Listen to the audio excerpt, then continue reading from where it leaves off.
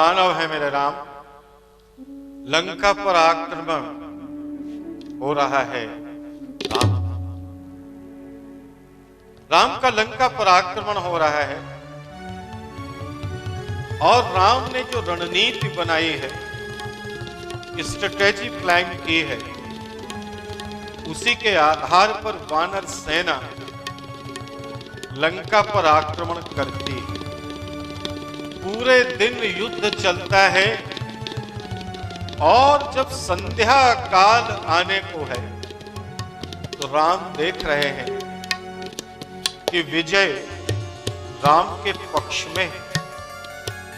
राम को ऐसा लग रहा है कि संध्या को युद्ध विराम हो, सेना को विश्राम मिलेगा और अगले दिन के लिए फिर सेना तैयार हो।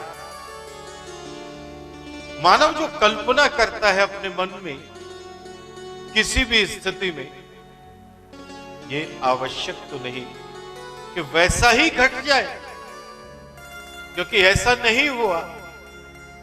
क्योंकि युद्ध मानवों के बीच नहीं है, युद्ध राक्षसों और मानवों के बीच भी नहीं है। ये युद्ध तो राक्षसों और वानरों के बीच में है, जिसमें नेतृत्व मानवों का है। इसलिए जो युद्ध की नीति है वो राक्षसों के अनुकूल है। इस युद्ध की प्रकृति ही विचित्र है। शाम तक किसी भी वानर योद्धा की मृत्यु नहीं हो। जो सेना होती है मेरे राम, उसमें एक तो दल होता है योद्धाओं, चाहे राम का युद्ध हो या महाभारत का युद्ध। योद्धा की जो कैटेगरी है, कैटेगरी ऑफ वॉरियर्स, ये अलग होती है। और युद्ध में श्रमिक भी बड़ी मात्रा में होते हैं। ये श्रमिक भी दो प्रकार के होते हैं। एक वार वाहक होते हैं जो युद्ध का वाहन करते हैं, हाँ, वॉर करियर्स होते हैं। और मालवाहक होते हैं जो सामान ढोते हैं।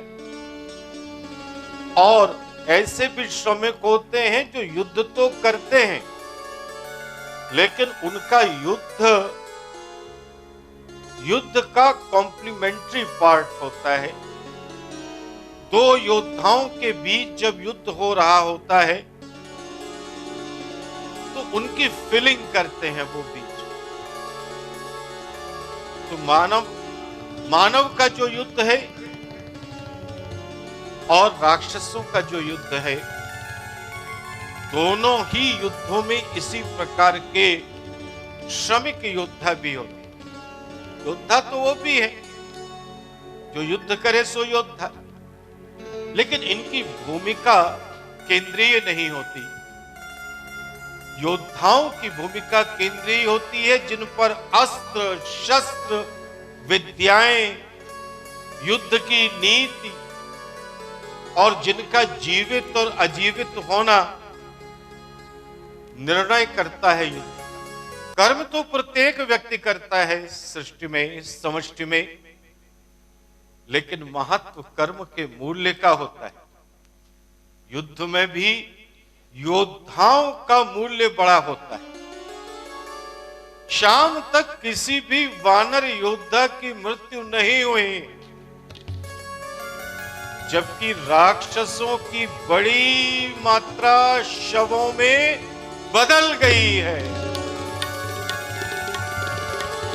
लेकिन राक्षस तो प्रतीक्षा कर रहे थे, इंतजार कर रहे थे कि कब शाम ढले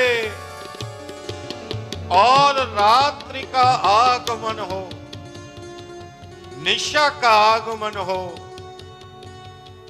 क्योंकि निशा में ही तो शक्ति बढ़ती है राक्षसों की। और युद्ध संध्या आने पर भी ठहरता नहीं है, युद्ध निशा में जारी रहता है। और राक्षस सब इंद्रजाल माया सबका प्रयोग कर रहे हैं मेरे राम। सेना पर शर वर्षा करते हैं, शर बाणों की वर्षा हो रही है। राम भी उत्तर देते हैं और तभी मेघनाद युद्ध में प्रवेश करता है।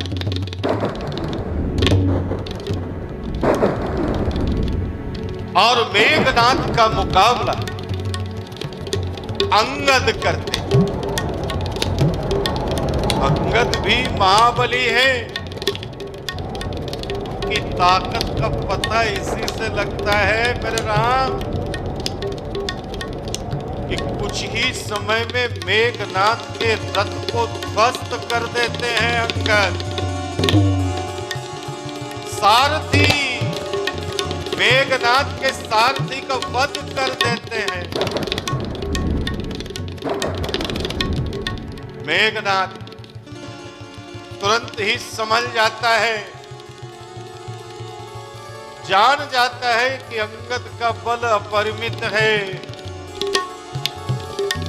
और अपनी माया शक्ति का प्रयोग। माया शक्ति एक ऐसी शक्ति है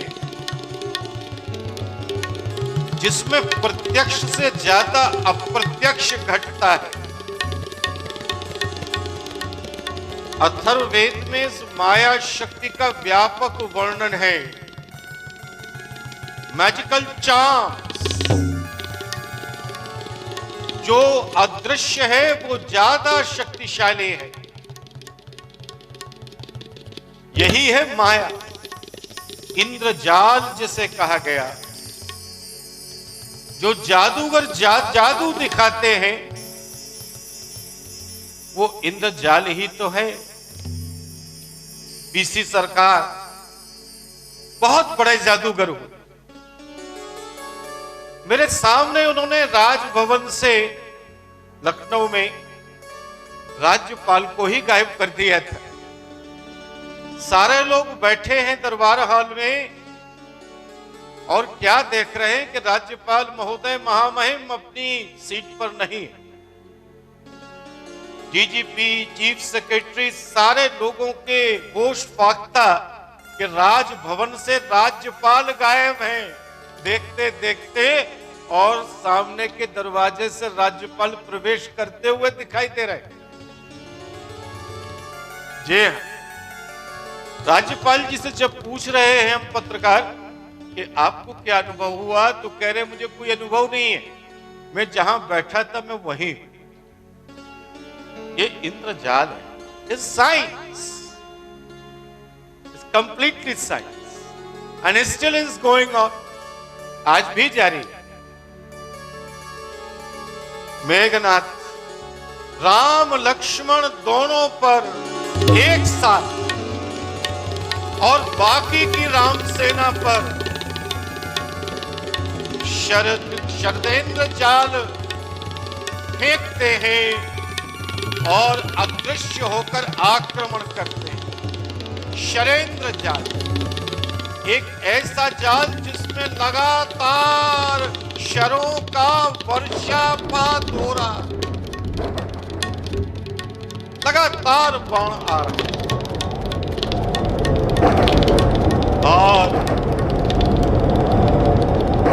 और क्या हो रहा है मेरे राम?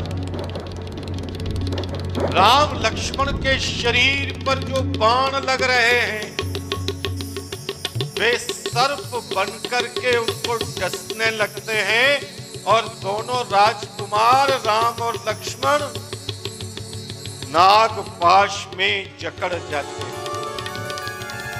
मूर्छित हो जाते हैं। राम मूर्छित हो जाते हैं, लक्ष्मण वातावरण में मेघनाद का अट्टहास और वानरों का हाहाकार, वानरों का करुण क्रंदन युद्ध को रावण के पक्ष में लाकर खड़ा कर देता है। मेघनाद स्वयं को विजयी अनुभव करता है। मेरे राम, अनुभव कर लेना परिणाम नहीं होता, याद रखना। मेघनाद अपनी विजय की सूचना देने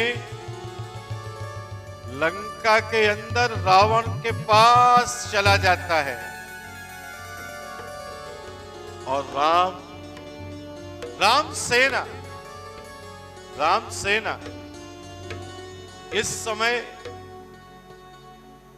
राम की एक बड़ी भूल, राजनैतिक गलती का परिणाम भोग रही।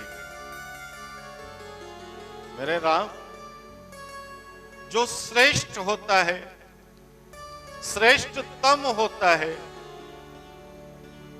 अचीवर होता है, एक्सीलेंट होता है, लेकिन होता तो मानव है।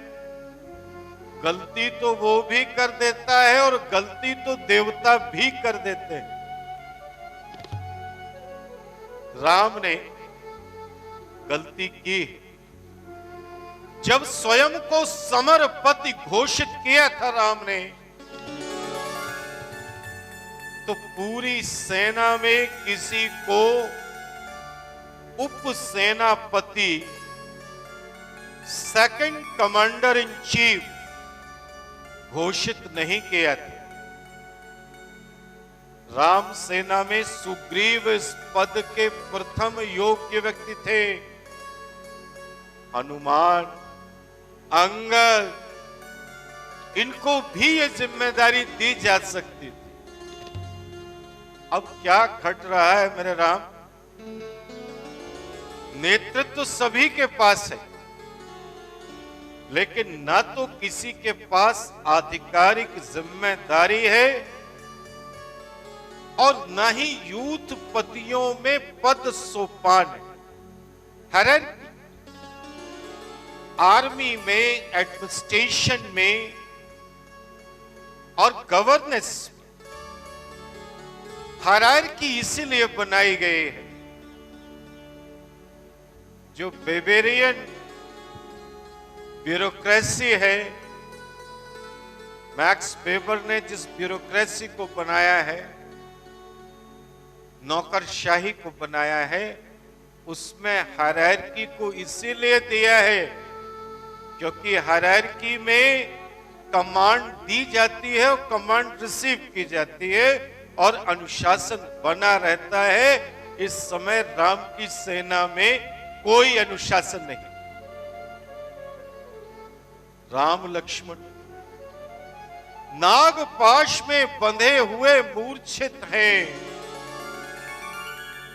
कई अन्य यूथपति भी नाग वर्षा से मूर्छित हो गए हैं। देखो तो मेरे राम, क्या दृश्य बन गया है तुम्हारी सेना में। जामवंत की दृष्टि बाधित हो गई है, दिख नहीं रहा है। अब क्या करना है, कैसे करना है, किसी को स्पष्ट नहीं है। कोई बी प्लान नहीं है किसी के पास। जब किसी ऑपरेशन को फाइनलाइज किया जाता है तो हम काम शुरू करते हैं ए प्लान, साथ में बैकअप के लिए होता है बी प्लान, कि जैसा हमने अगर सोचा है वैसा नहीं घटा और कुछ और घट गया तो क्या होगा। ऐसे में हम क्या करेंगे। रणनीति का अर्थ समाप्त हो गया है और जब रणनीति समाप्त हो जाती है तब प्रत्युन्नमति अपना प्रभाव दिखाती है, वही दिखा सकती है। प्रत्युन्नमति स्पॉन्टेनियसली जो डिसीजन लिए जाते हैं, मेघनाद के आक्रमण का कोई प्रत्युत्तर विभीषण के पास भी नहीं है, क्योंकि विभीषण ने तो आज तक कोई युद्ध लड़ा ही नहीं है, युद्ध का कोई अनुभव नहीं है उसे। और हनुमान, जैसा उनका स्वभाव, व्यक्ति का जो स्वभाव होता है वही नियति को तय करता है। युद्ध की प्रत्युन्नमति का उन्हें भी कोई अनुभव नहीं है, क्योंकि हनुमान ने भी अपने जीवन में कोई युद्ध लड़ा ही नहीं है मेरे राम। और हनुमान के पास कोई स्पष्ट आदेश भी नहीं है। विभीषण ऐसे में पहला काम जो शुरू करते हैं वो विभीषण करते हैं। विभीषण अपने अनुभवों से ये घोषणा करते हैं कि राम लक्ष्मण में जीवन का प्रवाह अभी है, इसलिए उनके स्वयं के स्वस्थ होने की पूर्ण संभावना है। मानव है मेरे राम, मानव है मेरे खिन बिड़तम दसहु दिसी कपिदल भयऊ खबार, एक ही एक न देखई जहाँ तहाँ करही पुकार, जहाँ तहाँ करही पुकार। मानव है मेरे राम, जहां तहां करत पुकार। जब मानव दिशाहीन होता है, उसके अंदर किसी प्रकार का दिशा बोध नहीं होता, कार्य और कार्य की जो प्रक्रिया है वो स्पष्ट होती है, तो वो जहां तहां करत पुकार, इधर उधर पुकार लगाता है कि शायद कहीं से शक्ति का स्रोत उदय हो जाए। और इस समय विभीषण पूरी राम सेना में उत्साह का संचार कर रहे हैं, वानरों को रुदन और शोक से रोक रहे हैं। क्योंकि जो सामान्य मानव है वो विपरीत परिस्थिति में एक ही विकल्प उसके पास होता है, रोना और शोक करना। और वो जो यूथपति हैं वानरों के, उनको प्रेरित कर रहे हैं विभीषण कि वो इस विपदा का कोई मार्ग निकाले, रेमेडी सर्च करें। किंग कर्तव्य विमूढ़ता को त्याग कर स्व सामर्थ्य का जागरण प्रेरित करने में लगे हैं विभीषण। और इधर मेघनाद सूचना देता है रावण को, और पूरा विवरण जानकर रावण की प्रत्युन्नमति देखिए। वेदज्ञ है, विद माने जानना, वेदज्ञ, वेदज्ञ ही तो ज्ञानी होता है, जो जानता हो और जान करके उस ज्ञान और सूचना का प्रयोग कर लेता हो, वही तो वेदज्ञ है। तो रावण वेदज्ञ है, वो भेजता है जो वाटिका में, अशोक वाटिका में राक्षसियां तैनात की गई हैं, उनको भेजता है कि ले जाओ सीता को पुष्पक विमान पर बैठाल करके और दिखाओ कि कैसे राम सेना क्षत विक्षत मूर्छित पड़ी है और राम लक्ष्मण स्वयं भी नागपाश में है, मरणासन्न है राम लक्ष्मण, दिखाओ सीता को।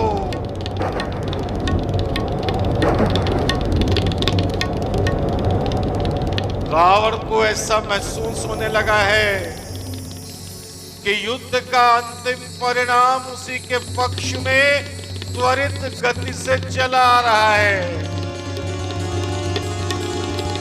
और सीता जब राम लक्ष्मण को इस अवस्था में देखती है, मूर्छित अवस्था में निस्तेज राम लक्ष्मण को देखती है, तो सीता को लगता है कि उनके आत्मदाह का अवसर आ गया है। लेकिन त्रिजटा वही जिसे विभीषण ने अटैच किया है सीता के साथ, त्रिजटा सीता को शोक और व्याकुलता से उबारती है। वो कहती है कि नहीं, राम और लक्ष्मण ये दोनों अभी जीवित हैं। दोनों जीवित थे क्योंकि उनके चेहरे का तेज, उनके अंदर व्याप्त रक्त प्रवाह और श्वास प्रवाह सभी संचालित थे। तो जट्टा एक बात और बताती है सीता को, मेरे राम, बड़ी टेक्निकल बात बताती है सीता कि ये जो पुष्पक विमान है ये मनोगामी है और ये शुभ विमान है। ये विमान स्वबुद्धि से संचालित है। इसमें आर्टिफिशियल इंटेलिजेंस बड़ा एक्सट्रीमली है, एआई है इसमें। और मेरे राम, ये पुष्पक विमान केवल सौभाग्यवती स्त्रियों को ही अपने पर सवारी करने देता है, आरूढ़ कराता है। और इस विमान की विशेषता है कि विधवा अगर कोई इस विमान में आना चाहे तो ये उड़ेगा ही नहीं, प्रस्थान ही नहीं करेगा। सीता को पुष्पक ने स्वीकार किया है, इसका अर्थ है कि राम जीवित हैं। त्रिजटा बताती है कि पुष्पक का यही गुण रावण के लिए अवरोध बना था और इसलिए रावण पुष्पक लेकर के नहीं गया था सीता का अपहरण करना, क्योंकि अपहरण करना एक नकारात्मक क्रिया है, वो पुष्पक साथ नहीं देता। इसलिए राम, मेरे राम, रावण जब अपहरण करने गया था सीता का तो उड़ने वाला रथ ले गया था अपने साथ। तो जटायु ने जब रथ नष्ट कर दिया तो सीता को बाहुपाश में कैद करके उठा के लाया था, पुष्पक को नहीं बुलाया था। तो ऐसा है पुष्पक विमान, सीता को थोड़ा संतुष्टि मिलती है। और अब सीता को ये लगने लगा है, ऐसा महसूस होने लगा है कि युद्ध अभी अनिर्णीत है। मेरे राम, जो एपिक्स होते हैं महाकाव्य, उनमें कालगत मूल्य और सिद्धांतों का समावेश होता है। कालगत मूल्यों का विशेष करके समावेश होता है, ये स्थायी नहीं होते। विधवा को जिस प्रकार अशुभकारी प्रदर्शित किया गया यहां, ये मूल्य समय सापेक्ष है, आज के लिए नहीं है मेरे राम, आज के लिए नहीं। मेरा मूल्य तो है कि विधवाओं को सर्वाधिक सम्मान की आवश्यकता है समाज में। प्रत्येक शुभ कर्म में उन्हें शामिल करना है। और मेरे राम, मैं कुछ बोलता हूं तो तभी बोलता हूं जब स्वयं में प्रयोग कर लेता हूं।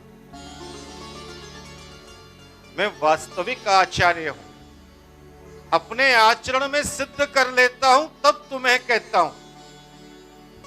मेरे विवाह को 30 वर्ष से ऊपर हो गए हैं और मेरे विवाह की पूजा मेरी विधवा मौसी ने की थी, मैंने करवाई थी जबरदस्ती। तो विधवाओं को सम्मान दो, उन्हें असम्मान नहीं दो, क्योंकि विधि ने, नियति ने उन्हें पहले ही प्रताड़ित कर दिया है। तुम और क्यों प्रताड़ित कर रहे हो मेरे राम? मानव है मेरे राम, मानव है मेरे राम।